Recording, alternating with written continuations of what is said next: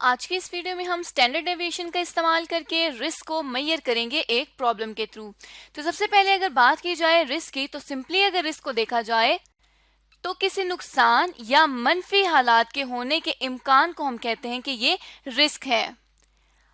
अगर business language में risk की बात की जाए तो रिस्क बेसिकली इम्कान होता है कि अगर एक्चुअल जो गेन है, एक्चुअल जो मुनाफा है, उसका जितना डिफरेंस होगा अंदाजन जो मुनाफा सेट किया था उससे, उसे हम कहेंगे कि उसके इम्कान को, इन दोनों के मुख्तलिफ होने के इम्कान को कहा जाता है रिस्क। और रिस्क मेजरमेंट के हमने कुछ तरीके पढ़े थे, जिनमें से एक तरीका था स्टैंडर्ड डेविएशन, जिस पे आज हम प्रॉब्लम को सॉल्व करेंगे। और अगर स्टैंडर्ड डेविएशन की बात की जाए तो standard deviation basically difference show करता है डेटा का और एक्सपेक्टेड वैल्यू का। मतलब जो डेटा ऑर्गेनाइजेशन के पास आया है, प्रेजेंट डेटा, उसका अंदाजन जो डेटा सेट किया था, उन दोनों में आपस में क्या डिफरेंस है, इस चीज को स्टैंडर्ड डेविएशन शो करता है। स्टैंडर्ड डेविएशन को बेसिकली इस फॉर्मूले के थ्रू कैलकुलेट किया जा सकता है जब प्रोबेबिलिटी ना गिवन हो। लेकिन अगर क्वेश्चन में प्रोबेबिलिटी गिवन हो तो फिर इसको इस दूसरे फॉर्मूले से सॉल्व किया जाता है, जिसमें फॉर्मूला है square root summation P multiply by X minus X bar का स्क्वायर रूट। अब ये जो हमें यहाँ साइन नजर आ रहा है, इसे हम कहते हैं, ये डिनोट करता है स्टैंडर्ड डेविएशन को। P डिनोट करता है प्रोबेबिलिटी को। प्रोबेबिलिटी को बेसिकली चांस भी कहा जाता है कि किसी काम के, किसी इवेंट होने के कितने इम्कान है, उसे हम प्रोबेबिलिटी कहते हैं। इसी तरह जो n है फर्स्ट फॉर्मूले में, वो शो करता है number of all values in data set. Data में जितनी भी वैल्यूज होती हैं उनका सम, और यहाँ पर जो समीशन है वो सम शो करता है तमाम वैल्यूज का। ये नंबर बताता है n, और समीशन जो है वो सम शो करता है। साथ ही x जो है वो शो करता है कि क्या वैल्यू है डेटा में आउटपुट की, और जो x बार है वो उस डेटा का या उस वैल्यू का मीन उसे कहा जाता है। अब इसी सारे कंसेप्ट की बेसिस पर अगर एक प्रॉब्लम को देखा जाए तो सन लिमिटेड कंपनी की प्रॉब्लम है, जिसमें रिक्वायर्ड ये है कि using N expected value approach state the companies decision whether it would produce product Y और प्रोडक्ट X। एक्सपेक्टेड वैल्यू को इस्तेमाल करके बताएं कि कंपनी का क्या डिसीजन है, उसे प्रोडक्ट Y प्रोड्यूस करनी चाहिए या product X। Let us consider the standard deviation calculation for each product, और साथ ही साथ दोनों प्रोडक्ट्स के लिए स्टैंडर्ड डेविएशन को भी कैलकुलेट करना है। तो यहाँ पे उससे रिलेटेड डेटा दिया गया है। SLC is considering whether to make product Y, कि क्या कंपनी को प्रोडक्ट Y बनानी चाहिए। They can not make both product, दोनों प्रोडक्ट्स कंपनी नहीं बना सकती, इसीलिए रिस्क असेसमेंट करके देखा जाएगा, जिसका रिस्क कम होगा उस प्रोडक्ट को मैन्युफैक्चर किया जाएगा। The estimated sales demand for each product is uncertain and the following probability distribution of NPV of each product has been identified। ये कहा जाता है कि जो अंदाजन सेल्स डिमांड है वो अनसर्टेन है, उसका अंदाजन नहीं लगाया जा सकता, जिसके लिए कुछ प्रोबेबिलिटी दी गई है और साथ ही साथ नेट प्रेजेंट वैल्यूज भी दी गई हैं।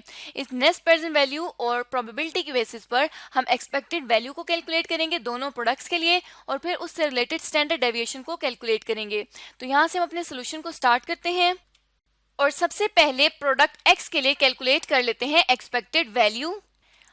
और यहाँ पे हम एक टेबल बना लेंगे जिसमें नेट प्रेजेंट वैल्यू को X कह देंगे, प्रोबेबिलिटी को P कह देंगे, और एक्सपेक्टेड वैल्यू या आउटकम को हम X बार कह देंगे। यहाँ पर इसका मीन ले लेंगे। तो यहाँ पर क्वेश्चन में हमें नेट प्रेजेंट वैल्यू और प्रोबेबिलिटी गिवन थी, उस प्रोबेबिलिटी और नेट प्रेजेंट वैल्यू को हमने यहाँ पर लिख दिया। 3000, 3500, 4000, 4500 और 5000 रुपीज की NPV गिवन है, और NPV के साथ रुपीज लिखा गया है। इसका ये मतलब है कि ये सारी अमाउंट रुपीज की करेंसी में है। अब साथ ही इस नेट प्रेजेंट वैल्यू की प्रोबेबिलिटी दी गई है, मतलब 3000 नेट प्रेजेंट वैल्यू आने के चांस सिर्फ 0.1 या 10% है। इसी तरह 3500 अगर वैल्यू आएगी तो इस 3500 वैल्यू आने का इम्कान 20% है। इसी तरह हर NPV के आगे उसकी प्रोबेबिलिटी शो की गई है। और अब जैसे कि एक्सपेक्टेड वैल्यू के लिए हमने सीखा था कि जो आउटकम होगा उसको प्रोबेबिलिटी से मल्टीप्लाई कर देंगे। तो यहाँ पर NPV दी गई है 3000 रुपीज की, इसको उसकी प्रोबेबिलिटी से मल्टीप्लाई करेंगे तो पता चल जाएगा कि एक्सपेक्टेड वैल्यू कितनी आएगी। क्योंकि अगर चांस 10% का है इस NPV के आने का, तो इसकी एक्सपेक्टेड वैल्यू 300 रुपीज होगी।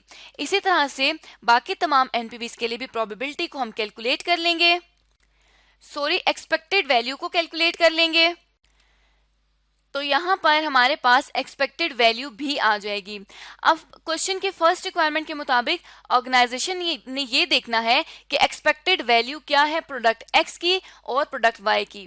अब यहाँ पर सिंगल एक्सपेक्टेड वैल्यू नहीं देखी जाती, बल्कि उसका मीन निकाला जाता है या इसका सम कर लिया जाता है। तो यहाँ पे हम इन तमाम को टोटल कर देंगे तो ये आ जाएगी एक्सपेक्टेड वैल्यू 4000 रुपीज की प्रोडक्ट एक्स के लिए। अब जैसे प्रोडक्ट एक्स के लिए एक्सपेक्टेड वैल्यू निकाली है, इसी तरह यहाँ पर हम प्रोडक्ट वाई के लिए भी एक्सपेक्टेड वैल्यू निकाल लेंगे। तो जिस तरह से प्रोडक्ट एक्स के लिए हमने टेबल बनाया था, इसी तरह से प्रोडक्ट वाई के लिए भी टेबल बना लेंगे, जिसमें एनपीवी, प्रोबेबिलिटी और इन दोनों को मल्टीप्लाई करके एक्सपेक्टेड वैल्यू को शो करेंगे। तो नेट प्रेजेंट वैल्यू और प्रोबेबिलिटी हमें क्वेश्चन में गिवन थी, उसको हमने यहाँ पर लिख लिया।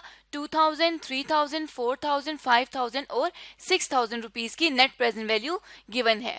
अब साथ ही साथ उसकी प्रोबेबिलिटी भी दी गई है, तो एक्सपेक्टेड वैल्यू के लिए सिंपली हम इस नेट प्रेजेंट वैल्यू को मल्टीप्लाई कर देंगे प्रोबेबिलिटी के साथ। तो ये हमारे पास 2000 रुपीज की एनपीवी के लिए एक्सपेक्टेड वैल्यू आ गई। मतलब अगर 2000 की नेट प्रेजेंट वैल्यू हो प्रोडक्ट वाई के लिए, तो उसकी प्रोबेबिलिटी है 5% या 0.05। तो एक्सपेक्टेड वैल्यू कितनी आ जाएगी? 2000 को हमने 5% से मल्टीप्लाई कर दिया तो 100 रुपीज की एक्सपेक्टेड वैल्यू आ गई। और इसी तरह से हमने तमाम वैल्यूज, तमाम एनपीवीज के लिए एक्सपेक्टेड वैल्यू को कैलकुलेट कर लिया। अब क्योंकि हमने एक एक्सपेक्टेड वैल्यू निकालनी होती है और वो इसका मीन होता है, इसलिए हम इन तमाम को आपस में ऐड कर देंगे। तो ये हमारे पास आ जाएगी 4450 रुपीज की expected value for product Y. अब यहाँ तक हमने क्वेश्चन का फर्स्ट पार्ट कंप्लीट कर लिया है, जिसमें एक्सपेक्टेड वैल्यू प्रोडक्ट वाई और एक्सपेक्टेड वैल्यू प्रोडक्ट एक्स की कैलकुलेट कर ली है। क्वेश्चन में साथ ही ये कहा गया था कि डिसीजन लें कि प्रोडक्ट एक्स को मैन्युफैक्चर करना चाहिए एक्सपेक्टेड वैल्यू के बेसिस पर या प्रोडक्ट वाई को मैन्युफैक्चर करना चाहिए। तो यहाँ पे हम देख सकते हैं कि जो प्रोडक्ट एक्स से रिलेटेड एक्सपेक्टेड वैल्यू है वो है 4000 रुपीज की, और जो एक्सपेक्टेड वैल्यू है प्रोडक्ट वाई से रिलेटेड वो है 4450 रुपीज की। तो जो प्रोडक्ट कंपनी को ज्यादा एक्सपेक्टेड वैल्यू अर्न करके देगी, ऑर्गेनाइजेशन उस प्रोडक्ट को चूज करेंगी। और यहाँ पे हमने देखा कि प्रोडक्ट वाई में 4450 रुपीज एक्सपेक्टेड वैल्यू है, और जबकि प्रोडक्ट एक्स की 4000 है। तो दोनों में से ज्यादा वैल्यू क्योंकि प्रोडक्ट वाई की है, तो ऑर्गेनाइजेशन प्रोडक्ट वाई को एक्सपेक्टेड वैल्यू की बेसिस पर चूज कर लेगी कि प्रोडक्ट वाई कंपनी को मैन्युफैक्चर करनी चाहिए। अब यहाँ तक तो हमने देख लिया कि प्रोडक्ट वाई के हक में क्या है डिसीजन अगर एक्सपेक्टेड वैल्यू को सेट किया जाए अपनी डिसीजन मेकिंग के लिए। अगर जो रिक्वायरमेंट दूसरी है कि let's consider the standard value calculation of each product, तो यहाँ पे हमें क्या करना पड़ेगा? स्टैंडर्ड डेविएशन को कैलकुलेट करना पड़ेगा, जिसके लिए फॉर्मूला हमने देखा था sigma is equals to summation P square root summation P into X minus X bar का स्क्वायर।